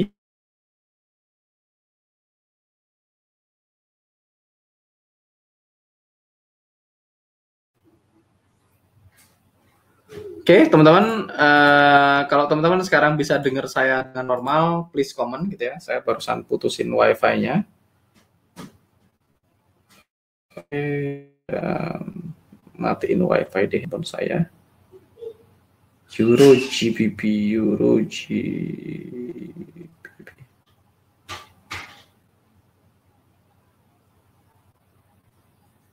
Oke, saya cek komennya. Jelas. Oke, sekarang sudah oke. Balik lagi tadi, karena kita trading centralized market gitu ya teman-teman. Kalau saya trading XAU/USD, kita tadi lihat pollingnya. Oke, sudah kita end aja pollnya. Dan 1894 adalah harga terakhir karena kita semua trading di centralized market. Jadi satu-satunya cara beli saham Microsoft adalah ke Nasdaq. Jadi semua orang mau retail trader, mau institusi, mereka harus beli ke Nasdaq. Makanya karena semua orang beli di satu tempat, maka ada komputer yang mencatat transaksi terakhir. Jadi harga bid sama aksnya akan beda. Ada bid, ada aks, tergantung dari orang placing order dan komputer mencatat harga terakhir. Jadi semua chart akan menampilkan last price. Oke, ini kalau kita ngomongin centralized market. Tapi kalau kita ngomongin Euro USD gitu ya, teman-teman, Euro USD harga yang terlihat di chart ya 13062, 113062 harga terakhir. Ini adalah harga bid. Jadi berdasarkan data dari FX Convention adalah harga bid. Sekali lagi, kenapa nggak harga aks, Mas? Karena itu adalah keputusan dari FX Convention. Karena ini adalah decentralized market, gitu ya, teman-teman. Euro USD ini adalah decentralized market, nggak ada pusatnya, nggak ada satu orang yang bisa bilang, oke, Euro USD harganya pasti sekian. Karena siapa yang bisa tahu orang terakhir siapa? Orang terakhir yang beli euro terhadap USD. Karena banknya beda-beda, ada yang offline, ada yang online, transaksinya beda-beda. Karena dia non-centralized, decentralized market, maka Euro USD ini yang ditampilkan adalah harga terakhir. Nah, perlu diingat teman-teman, karena Euro USD karena spot forex adalah decentralized market, nggak ada pusatnya, gitu ya. Semua orang transaksi menggunakan interbank feed, gitu ya. Jadi tergantung si broker tadi pakai liquidity provider yang mana, pakai bank mana, maka harganya bisa beda. Jadi yang pertama, platform yang berbeda akan menunjukkan sedikit perbedaan quotes, harganya akan sedikit berbeda. Kalau teman-teman lihat TradingView sama MT4 harganya sedikit beda, MT4 Hot Forex sama XM sedikit beda, Hot Forex sama Wanda akan beda, Hot Forex sama Aksi Trader akan beda, Aksi Trader sama FXCM akan beda, FXCM sama Wanda akan beda. Kenapa? Karena beda broker, bisa jadi mereka punya perbedaan liquidity provider, gitu ya. Liquidity provider itu adalah bank-bank tempat mereka mengkonekkan transaksinya, gitu ya, bank-bank besar, international bank, gitu ya, bank sentral. Maka beda broker bisa beda harga, gitu ya. Beda broker bisa beda harga, dan itu normal, very normal. Sebagai contoh, kalau teman-teman ke bank, gitu ya, teman-teman nanya berapa harga US dollar hari ini, maka teman-teman bisa tahu kalau di BCA, di Mandiri, BNI, BRI harganya semuanya beda. Tapi bedanya tidak akan signifikan, tapi mereka akan berada di area yang sama. Nggak mungkin nih misalnya BCA banknya dolarnya 14.000, terus tiba-tiba BRI 12.000, itu nggak mungkin. Tapi kalau BCA 14.000, mungkin BNI 14.050, mungkin BRI 13.975 gitu. Jadi mostly akan berada di area yang sama. Pertanyaan berikutnya dari bentuk candlenya bisa juga beda ya, Mas? Yes, bisa berbeda, tetapi tidak akan sangat signifikan. Bisa jadi beda-beda dikit, jadi bisa jadi di satunya ada muncul base, di satunya tidak, bisa terjadi. Tapi efek convention itu sebenarnya apa, Mas? Ya kayak kesepakatan bersama. Jadi para orang-orang nih, para pelaku di pasar forex, mereka ngumpul bikin convention. Jadi sama kayak misalnya gini, satuan suhu Celsius itu diputuskan berdasarkan convention. Kayak apa misalnya, satuan berat secara internasional yang diakuin adalah kilogram. Nah, itu berdasarkan convention. Jadi sama di semua industri selalu ada conventionnya. perbankan semuanya ada convention-nya. Jadi forex juga ada convention-nya. Jadi bukan Bapepti, jadi ada sebuah pertemuan besar yang menggodok cara-caranya. Jadi ada semua, itu terjadi di semua bidang kok. Ini disebut apa itu berdasarkan efek convention. Kalau teman-teman belajar satuan internasional gitu ya, SI, satuan internasional itu diputuskan berdasarkan convention gitu. Jadi panjang itu meter gitu ya, berat itu kilogram, suhu itu berapa? Suhu apa sih? Suhu satuan internasional adalah Kelvin kalau salah. Bukan Celsius, bukan Fahrenheit. Terus misalnya ya gitu-gitu ya, itu diputuskan berdasarkan convention. Oke. Lanjut. Jadi pertama, harga platform yang berbeda bisa menunjukkan harga yang berbeda, tapi harusnya tidak signifikan. Kalau signifikan berarti ganti broker gitu ya. Berikutnya, kita udah tahu tadi semua forex hub menampilkan bid, bukan last price gitu ya. Jadi ini karena dia decentralized, kalau centralized semuanya adalah last price, sedangkan kalau di decentralized berarti bid, karena nggak ada orang yang tahu harga lastnya berapa, berarti yang ditampilkan adalah bidnya. Nah, kenapa harganya beda? Karena tiap broker itu punya liquidity provider yang berbeda. Liquidity provider yang berbeda ini masuk ke pertanyaan Mas siapa tadi yang sudah. Kalau saya refresh pertanyaannya hilang gitu ya. Jadi misalnya saya trading ke hot forex, ketika saya buy ya teman-teman, ketika saya buy now gitu ya. Ketika saya buy now, maka si broker akan mencarikan seller yang ada di harga kita. Gitu ya. Yang ada di harga kita. Tapi ketika kita buy now dan tidak ada seller yang jual di spesifik harga, maka broker akan melempar transaksi kita di central bank ke liquidity providernya. Liquidity providernya biasanya adalah bank-bank besar. Nah, kalau bank itu setiap hari selalu ada transaksi di harga yang kita mau, di harga yang spesifik. Makanya ketika kita buy now, yang nge-sell siapa? Yang nge-sell biasanya adalah liquidity provider. Dalam artian adalah bank-bank besar. Itu yang dimaksud dengan dilempar ke market. Jadi di market harganya berapa, teman-teman dapat harga dari market. Gitu ya. Jadi di market, di bank tuh selalu ada orang yang jual dan beli transaksi secara elektronik dan secara cash gitu ya. Nah, ada beberapa liquidity provider yang juga jadi counterparty kita gitu ya. Jadi bisa jadi liquidity provider adalah counterparty kita. Oke. Ini ada pertanyaan dari Mas Dani Indrawan Pratama. Mas, saya pakai market scope FXCM untuk common time frame, bentuk candlenya hampir sama dengan trading view. Tapi pas saya tampilin 21-50 menit bentuk candlenya beda. Kenapa ya, Mas? Ya bisa jadi FXCM juga punya beberapa liquidity provider yang berbeda. Misalnya gini deh, nggak usah itu hot forex, gitu ya. Hot forex beda akun itu harganya beda loh. Hot forex yang zero spread sama hot forex yang premium sama yang micro kemungkinan besar beda karena biasanya kalau broker-broker yang zero spread yang ECN dia punya sistem routing yang lebih bagus. Kalau sistem routingnya lebih bagus, dia biasanya eksekusinya lebih bagus, otomatis kita dapat harga yang lebih bagus. Jadi memang itu bisa terjadi. Beda server bisa beda harga, beda routing bisa beda harga. Jadi very common. Makanya konsekuensinya apa? Karena konsekuensi dua tadi, beda platform bisa harganya beda, dan yang ditampilkan adalah bid, maka kita akan melakukan dua hal ini. Yang pertama, kita akan tambahkan additional distance untuk stop loss, kita akan tambahkan buffer untuk stop loss, jaga-jaga. Kalau ternyata di kejadian sebenarnya harganya nggak segitu. Contoh, misalnya saya bilang dolar ada di 14 ribuan gitu. Tapi kan 14 ribuan kan tidak persis 14 ribu. Misalnya ada bank lain yang 14.100, ada yang mungkin 14.050, 14.025, ada yang 13.975 dan seterusnya. Maka saya perlu buffer. Kalau saya pasang stop loss, saya nggak mau pasang stop loss di 14.000, saya nggak mau pasang stop lossnya di 13.950. Takutnya 13.950 adalah harga yang sama, harga di bank lain. Makanya kita perlu tambahkan buffer. Gitu ya. Jadi kita nanti akan tambahkan buffer ke stop loss. Aturannya kita nanti akan bahas. Itu konsekuensi dari kita trading di decentralized market. Itulah kenapa saya tidak menyarankan teman-teman trading spot forex di time frame yang terlalu kecil karena kita decentralized market. Harganya bisa beda, maka kita perlu buffer. Kalau buffernya adalah 5 pips, misalnya kalau areanya cuma 2 pips, buffernya 5 pips kan nggak masuk akal. Buffernya lebih gede dari areanya. Ya. Berikutnya, teman-teman perlu menambahkan harga ketika teman-teman beli. Ketika teman-teman beli, teman-teman akan beli ask price, sedangkan yang ditampilkan adalah bid. Maka teman-teman perlu tambahkan spread-nya. Nanti standarnya kita tambahkan 2 pips, tapi sebenarnya yang kita tambahkan adalah spread-nya. Nah, spread itu apa sih? Gitu ya. Nanti tambahan lagi gitu ya. Jadi di spot forex ada dua cara broker untuk make money. Yang pertama dengan menggunakan komisi. Yang pertama pakai commission per trade. Jadi biasanya ini adalah professional account atau akun ECN. Kalau di hot forex berarti masuknya ke zero spread gitu ya. Zero spread itu termasuk ECN. Kita dapat raw spread. Raw spread itu berapapun spread dari liquidity providernya dia dikasih ke kita tanpa markup sama sekali gitu ya. Makanya disebut dengan raw spread, raw, mentah gitu ya. Jadi berapapun spreadnya Euro USD tadi, begitu kita transaksi Euro USD, kan beda bank akan beda punya harga yang berbeda. Misalnya di bank itu kan ada dua harga teman-teman, ada harga beli, ada harga jual. Biasanya ada harga beli, ada harga jual. Bank belinya lebih murah, dia jual ke kita lebih mahal. Nah, ketika kita pakai broker yang profesional, yang ECN gitu, yang STP misalnya, si broker akan ngambil, misalnya Hot Forex punya 23 bank yang bekerja sama dengan dia. Dia akan cari, oke, si A buy-nya sekian, sell-nya sekian, si B bid-nya sekian, aksesnya sekian, si C bid-nya sekian, aksesnya sekian. Dia akan ambil bid terbaik dari 23 bank, aks terbaik dari 23 bank, maka dikasih ke kita. Makanya kalau zero spread-nya bisa 0,1, bisa 0,2, bahkan bisa 0, bahkan bisa 0, bisa benar-benar literally 0. Makanya disebut zero spread karena spreadnya bisa 0. Saya akan coba buka.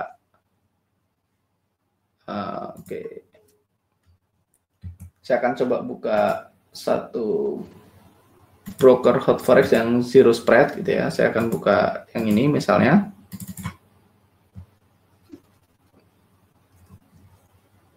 Nah, teman-teman bisa lihat di sini saya tinggal klik kanan terus saya munculkan spread gitu ya. Nah, teman-teman bisa lihat di sini spreadnya saya akan lebarin sedikit biar kelihatan. USD yang spreadnya 2, berarti 2 itu 0,2 pips gitu. Misalnya GBP USD ini 2 0,2 pips. Mana Euro USD-nya mana ya? Euro USD. Saya akan cari Euro USD. Saya ketik Nah, ini Euro USD teman-teman bisa lihat spreadnya 3, berarti sekarang jadi 2, jadi 3. Jadi spreadnya berubah. GBP USD 2, USD Yen 2. Ada hari di mana dia jadi 0, jadi 1 gitu. Jadi 0,3 pips. Jadi ini berapapun spread dari liquidity providernya, dia akan cari bid, the best bid sama the best ask dari liquidity providernya dan akan dikasih ke kita secara raw tanpa markup sama sekali. Makanya ini spread yang kita dapat. Oh, dapatnya 0,2 pips, 0,2 pips, 0,3 pips, dan seterusnya. Misalnya gold di sini ada nggak XAUUSD mana? XAU euro. Mana XAU USD-nya? Anyway, tadi saya lihat, ini XAU USD misalnya di sini spreadnya 20 berarti 2 pips gitu ya. Berarti 2 pips. Oke, saya akan kembali ke chart. Dan yang pertama itu dia dengan cara komisi per trade, jadi dia kasih ke kita raw rate dan dia ngecas komisi. Komisinya beda-beda, tiap broker dia punya aturan yang berbeda.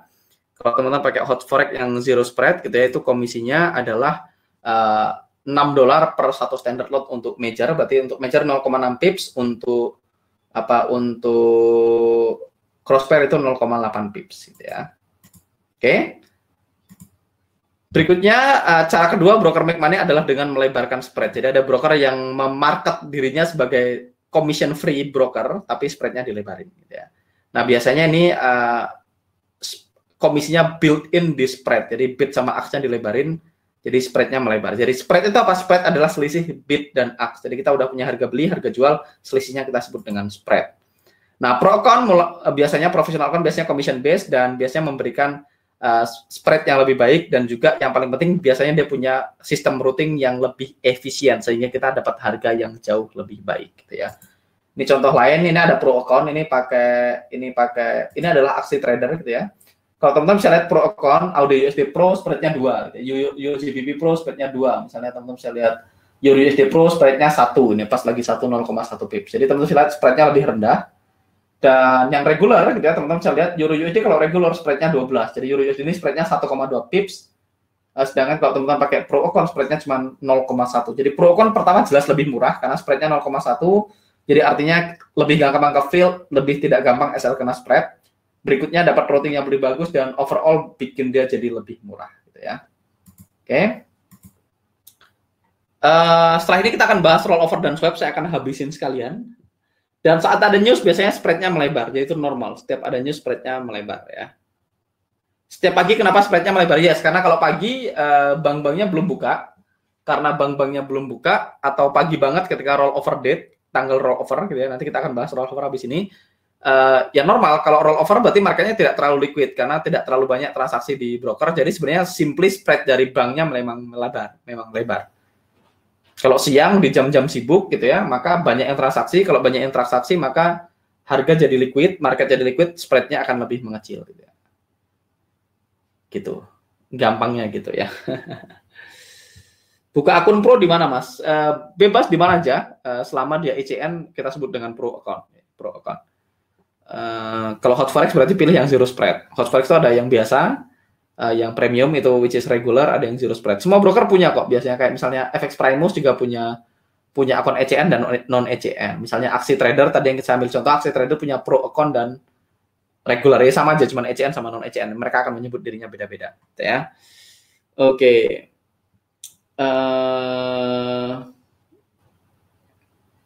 Udah semua. Sekarang kita akan bahas market swap, teman-teman. Kita habisin biar besok kita udah langsung masuk ke metode gitu ya. Jadi untuk menghindari physical delivery, maka currency pairs, maka broker akan melakukan sebuah proses di belakang layar yang kita sebut dengan rollover, di mana dia membuat settlement date-nya mundur terus gitu ya. Jadi ini proses yang sangat rumit teman-teman di dalam broker. Sekali lagi saya ngerti partially proses ini, saya tidak ngerti secara precisely gimana proses ini berlangsung dan nggak perlu tahu juga gitu ya. Tapi secara umum dalam transaksi itu ada namanya transaction date, ada namanya settlement date. Jadi settlement adalah waktu ketika transaksinya semuanya selesai. Nah, broker akan menghindari settlement date-nya terjadi. Jadi dia akan push settlement date-nya supaya teman-teman tidak kehilangan leverage dan tidak dapat delivery. Kenapa?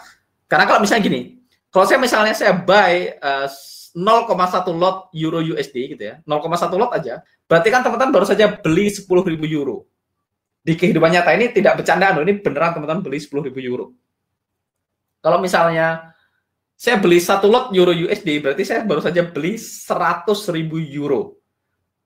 Maka, kalau broker tidak melakukan rollover, maka saya akan terima delivery-nya. Saya akan dikirimin 100.000 euro ke rumah saya. Kan saya nggak mau ada UPS ngetok ke rumah saya, Mas ini 100.000 euro yang Mas order di Hot Forex gitu ya. Dan saya harus bayar. Jadi ada dua alasan kenapa saya nggak mau delivery. Yang pertama, kalau delivery-nya datang, saya harus bayar 100.000 euronya. Saya harus bayar 100.000 euronya. Oke. Saya harus bayar 100.000 euronya. Dan kedua, saya harus nyimpennya. Bayarnya itu udah masalah, karena kalau saya harus bayar 100.000 euro, berarti saya kehilangan leverage. Gitu ya. Saya kehilangan leverage. Jadi makanya settlement date-nya harus dimundurin. Gampangnya gini. Kalau misalnya teman-teman mesen sama saya nih, teman-teman mesen sama saya apa? Misalnya teman-teman beli tas sama saya nih. Atau saya jual apa ya? Misalnya saya pre-order botol ini. Oke, saya jual pre-order botol ini. Saya pre-order botol ini, teman-teman bisa order DP dulu gitu ya. Teman-teman DP dulu, misalnya ini harganya 100.000 gitu ya. Sekali lagi ini saya akan oversimplified, nggak sesimpel itu, tapi supaya teman-teman paham. Misalnya botol ini harganya 100.000, teman-teman DP dulu 10.000, nanti begitu barangnya udah selesai, saya kirim ke rumah, bayar gitu ya. Bayar sisanya gitu ya. Nah, makanya ketika saya ngirim barang ke rumah, barangnya sampai ke rumah dan teman-teman terima barangnya dan transaksi kita selesai, namanya settlement date. Transaksinya settle. Sudah selesai, teman-teman bayar, saya kasih barangnya. Selesai. Tapi karena saya masih berusaha ngirim barangnya, gitu ya, belum selesai gitu ya, maka settlement date-nya mundur. Jadi, oke, Mas, transaksinya tanggal 10, tapi barang akan dikirim nanti tanggal 13 nanti. Atau nggak usah dikirim, teman-teman bisa aja order ke saya, gitu ya, order ke saya, terus nanti akan dikirimkan 3 hari butuh perjalanan, tapi begitu sampai ke rumah teman-teman harus bayar full gitu. Jadi itu namanya settlement date. Settlement date adalah hari ketika transaksinya selesai. Nah, untuk menghindari itu maka broker akan menggunakan rollover. Jadi kurang lebih gampangnya rollover ini setiap hari transaksinya diperbarui oleh si broker di back end sistemnya dia. Jadi setiap hari dia akan bikin order baru supaya settlement date-nya mundur terus. Misalnya, tadi saya punya aturan kalau teman-teman beli sekarang, maka barang akan dikirim 3 hari lagi. Berarti teman-teman order ke saya, besok sebelum 3 hari, teman-teman close ordernya, teman-teman bikin order baru. Jadi saya punya order baru, otomatis settlement date-nya mundur terus. Gampangnya gitu. Supaya teman-teman tidak dikirimin barangnya, karena kalau teman-teman dikirimin barangnya, maka teman-teman akan kehilangan leverage gitu ya. Oke. Nah, dalam proses rollover ini, maka kita akan terekspos ke interest rate ya, akan kena interest rate. Nah, karena kita tradingnya dua currency pair, misalnya saya trading euro USD, euro punya interest rate sendiri, USD punya interest rate sendiri. Siapa yang mendikte interest rate? Maka interest rate itu biasanya didikte sama interest rate biasanya didiktet sama bank sentral gitu ya, bank sentral di negara masing-masing. Jadi Euro Central Bank sama The Fed mereka akan mendiktet berapa interest rate untuk masing-masing mata uang. Nah, tergantung dari posisi kita beli atau jual gitu ya. Kalau kita beli berarti kita dapat interest rate, kalau kita jual kita kena interest rate. Teman-teman bisa lihat detailnya di rekaman batch 1, saya juga bahas ini sangat detail gitu ya. Nah, swap-nya bisa negatif, bisa positif, dan itu akan mengakibatkan akun kita di kredit atau di debit gitu ya. Dan most broker biasanya akan settle swap-nya di harian, secara harian, beberapa broker setiap hari Rabu biasanya gitu ya. Jadi teman-teman bisa lihat di akun di MT4 teman-teman semua nanti. Kalau teman-teman buka MT4 gitu ya, terus teman-teman masuk ke misalnya ke mata uang, terus teman-teman klik mata uangnya, terus teman-teman lihat ke simbol properties gitu ya, ke mata uang terus ke simbol properties, teman-teman bisa lihat swap long itu minusnya berapa, swap short minusnya berapa. Jadi sekali lagi teman-teman masuk ke ini, saya akan giniin. Teman-teman masuk ke sini ke chartnya gitu ya, terus masuk ke simbol, klik ditekan aja gitu supaya muncul menunya, terus teman-teman pilih simbol properties gitu ya. Teman-teman akan menemukan di situ ada swap longnya berapa, swap shortnya berapa. Jadi akan muncul swapnya berapa gitu ya. Teman-teman bisa lihat di sini di MT4-nya. Jadi klik aja, pilih simbol properties gitu ya. Nah, swap itu bisa positif, bisa negatif gitu ya. Misalnya ini Euro USD, kalau kita short, kalau kita nge-sell berarti kita positif. Kalau kita beli negatif. Bisa jadi dua-duanya negatif karena biasanya broker akan make money dari interest rate juga. Jadi mereka make money dari swap. Kalau swapnya positif dia make money, kalau swapnya negatif dia juga make money. Jadi berapapun angkanya biasanya broker akan keep little difference. Kalau misalnya swapnya harusnya 10, mungkin dikasih kita 6, dia akan make money. Kalau minusnya misalnya 5, dia tambahin jadi 2, jadi 7. Jadi itu salah satu cara broker make money dan itu fair, itu cukup fair gitu ya. Sorry, saya akan balikin ke sini lagi layar. Jadi teman-teman itu caranya gitu ya, itu caranya. Oke. Jadi itu adalah swap. Jadi swapnya ada long, ada short. Teman-teman tinggal masuk ke broker properties, ke broker ke apa namanya, masuk ke quotes-nya, ke quotes gitu ya, di MT4-nya masuk ke quotes, terus klik ditahan, terus pilih simbol properties, maka akan muncul. Jadi misalnya kayak gini teman-teman, misalnya kita Euro USD, Euro interest rate-nya lebih rendah, USD interest rate-nya lebih tinggi. Saya akan kasih contoh lagi supaya gampang. Misalnya saya sell Euro USD, misalnya Euro interest rate-nya, teman-teman bisa googling di sini, interest rate for Euro gitu ya. Interest rate untuk Euro, teman-teman bisa cek nih official interest rate-nya, bisa cek aja.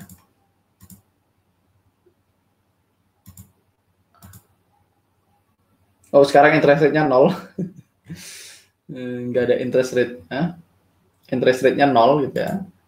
Sedangkan misalnya interest rate USD gitu ya. Ini bisa cari Euro atau USD nggak? Euro area. Misalnya United States, kita klik USD interest rate-nya, kemana.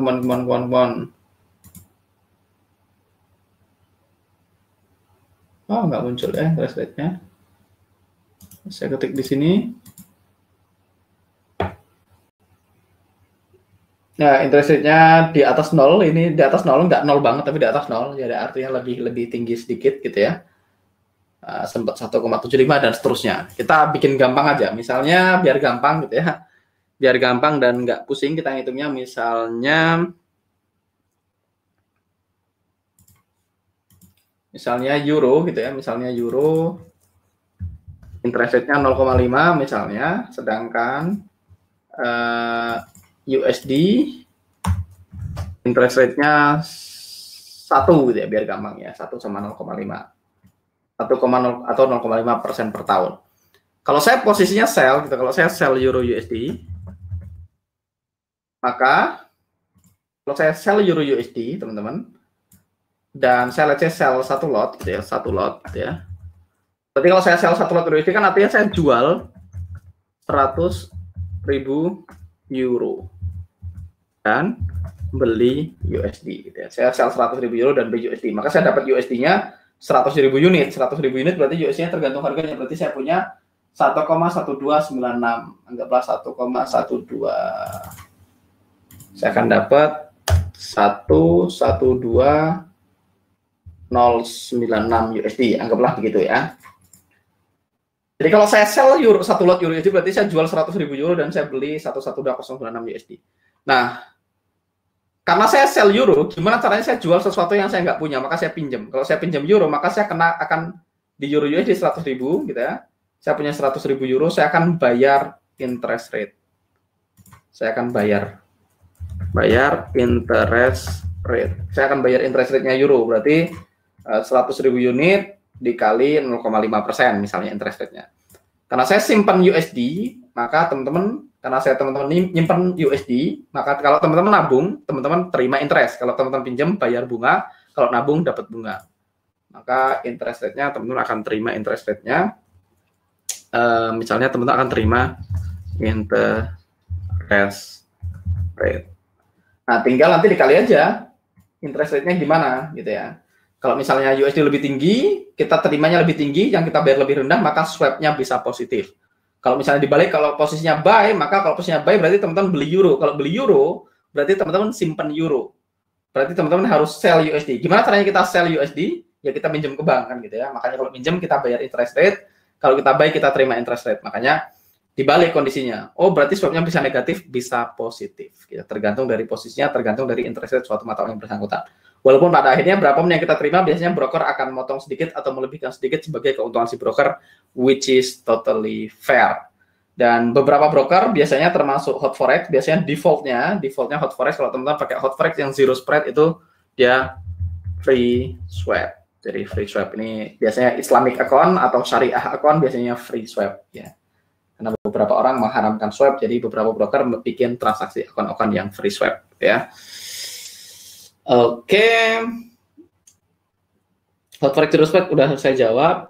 Mas Angga secara pribadi pakai broker apa saja? Mas, saya pakai hot forex, saya masih trade di FX Primus sebagian gitu ya. Saya pakai pure market broker, ada Oanda juga, sama kita pakai Trade Station gitu ya. Lumayan banyak brokernya. Oke. Oh, broker tiap hari close posisi kita dengan order posisi baru dengan lot yang sama dan akhirnya settlement mundur ya, kurang lebih seperti itu Mas. Itu sederhananya begitu. Dulu euro USD swap sell positif, yes.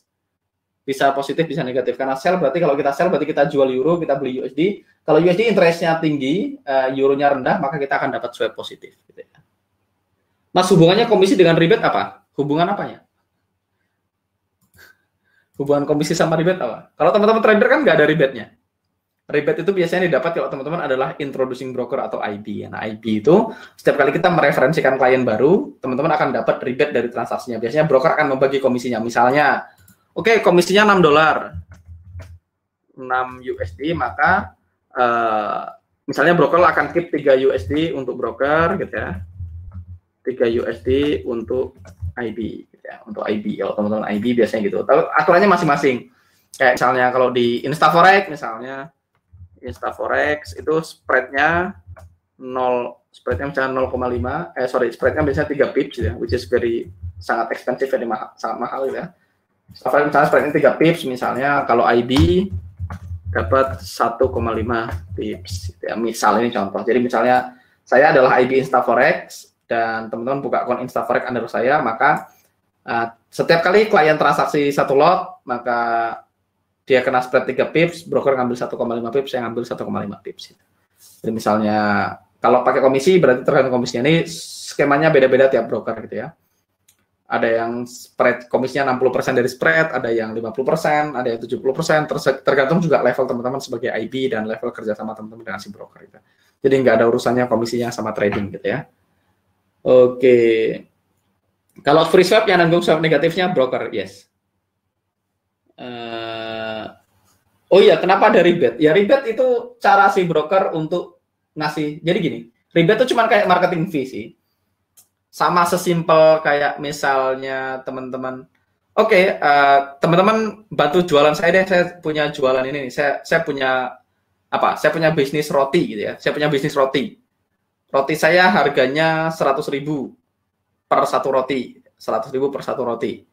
Misalnya Mas siapa yang tadi nanya? Misalnya Mas Zidan, Mas mau nggak jualin roti saya ke orang lain? Setiap kali satu roti laku saya kasih 5.000, itu namanya rebate. Atau Mas kenalin temennya yang mau beli roti gitu ya. Oh Mas Asangga gitu ya, teman-teman misalnya bilang, Mas Angga saya punya teman yang mau beli rotinya Mas Angga gitu, atau saya punya teman penjual roti lain misalnya. Teman-teman jadi maklar di tengah. Saya punya pabrik roti, teman-teman punya penjual roti. Oke, setiap kali dia transaksi, saya akan kasih Mas Zidan 5.000 perak. Ya, sesimpel itu kok rebate. Nggak aneh-aneh juga. Cuman karena kalau kita transaksi, broker dapatnya komisi, yang dibagi adalah komisinya. Itu juga umum misalnya, saya punya bisnis jasa misalnya, jasa. Setiap kali saya melakukan apa, saya dibayar berapa, 10.000 gitu ya. Kalau Mas adalah referralnya atau IB-nya gitu ya, Mas saya punya bisnis servis AC nih, kalau saya nyervis AC saya dapat bayaran 300.000. Kalau Mas ada teman yang mau servis AC, kasih ke saya, nanti setiap kali saya servis saya kasih misalnya 100.000 atau berapa, itu sesimpel itu namanya rebate gitu ya. Kayak afiliasi NFC Mas, ya sejenis itu. Jadi rebate itu afiliasi dari si broker ya, atau partner, nyebutnya ada yang nyebut partner, ada yang nyebut IB, ada yang nyebut afiliasi, sama aja. Jadi intinya kita bawa klien ke mereka, mereka kasih kita sebagian dari komisi yang mereka terima dari klien yang kita referensikan gitu ya. Jadi itu hal yang umum dan lumrah terjadi di bisnis, menurut saya itu very normal. Semua bisnis punya affiliate marketing, ada afiliasi, ada partner atau apapun itu namanya. Oke. Ada kok Mas IB yang kasih rebate kembali ke trader, ya boleh, itu kan pilihan dari si IB-nya. Misalnya IB-nya pengen menarik orang untuk transaksi di bawah saya, misalnya tadi. Oke, komisinya $6. Oke, IB-nya dapat $3. Oke Mas, kalau sampai daftar lewat saya kan dapat $3 nih, saya kasih balik ke Mas $2 atau $1, itu juga praktek yang umum terjadi di industri trading gitu ya. Very normal. Tapi sebagai trader kita biasanya, saya secara pribadi nggak terlalu mikirin itu. Swap juga bisa free, komisi juga menurut saya kecil banget ya, 0,6 pips gitu ya. Oke. Selanjutnya spot forex, ini benefitnya, ini kita nggak usah bahas terlalu detail, nanti teman-teman ke YouTube aja, cek aja video saya, judulnya, oh, ini video lama banget itu ya, teman-teman ke YouTube, cek video saya, judulnya YouTube, saya bahas detail di situ. Mengapa forex adalah bisnis yang ideal? Ya. Mengapa forex adalah bisnis yang ideal? Teman-teman nonton video saya 1 tahun yang lalu gitu ya, teman-teman nonton. Saya dulu tampangnya begitu. Teman-teman nonton di sini. Saya copy, saya akan paste linknya di kolom komentar gitu ya. Alright, jadi saya akan bahas singkat aja. Forex itu pertama ada leverage gitu ya, tergantung regulasinya, angkanya. Jadi ini pro-nya. Kontranya itu decentralized, jadi nggak ada exchange-nya. Jadi ini kelebihannya, ini kekurangannya. Kekurangannya adalah decentralized gitu ya, kelebihannya ada leverage-nya. Kelebihan berikutnya interest rate bisa positif, bisa negatif. Kelemahannya interest rate-nya bisa negatif. Jadi interest rate-nya bisa kelebihan karena bisa positif, bisa negatif. Sangat liquid. In fact, forex adalah bisnis paling liquid di jagat raya, $5,3 triliun per hari. Kelemahannya value-nya beda-beda, beda pair, beda pip value-nya. Kelebihan berikutnya terbuka 24 jam per hari, bisa diversifikasi karena kita bisa mengkombinasikan beberapa mata uang jadi pair yang berbeda. Kita bisa menggunakan all style of trading, teman-teman bisa pakai trading sebagai spot forex ini sebagai daily trader, swing trader, bisa untuk long term juga, dan directionnya arahnya bisa long and short. Ini kelebihan dari spot forex gitu ya. Oke, ini sudah 1,5 jam, teman-teman. Besok kita akan masuk ke spot forex example gitu ya. Jadi kayaknya nggak sempat kalau kita habiskan. Besok kita akan masuk ke spot forex example, dan hari berikutnya setelah kita masuk ke spot forex example, kita akan masuk ke trading metodologi ya. Kita akan masuk ke trading metodologi. Oke. Mungkin itu aja. Ada pertanyaan lain? Lebih tua yang dulu, Om. Mantap dulu ya. Mantap dulu maksudnya. Oke, thank you teman-teman. Sampai ketemu di live berikutnya. Saya Dwi Anggra pamit, and see you on another live. Bye-bye.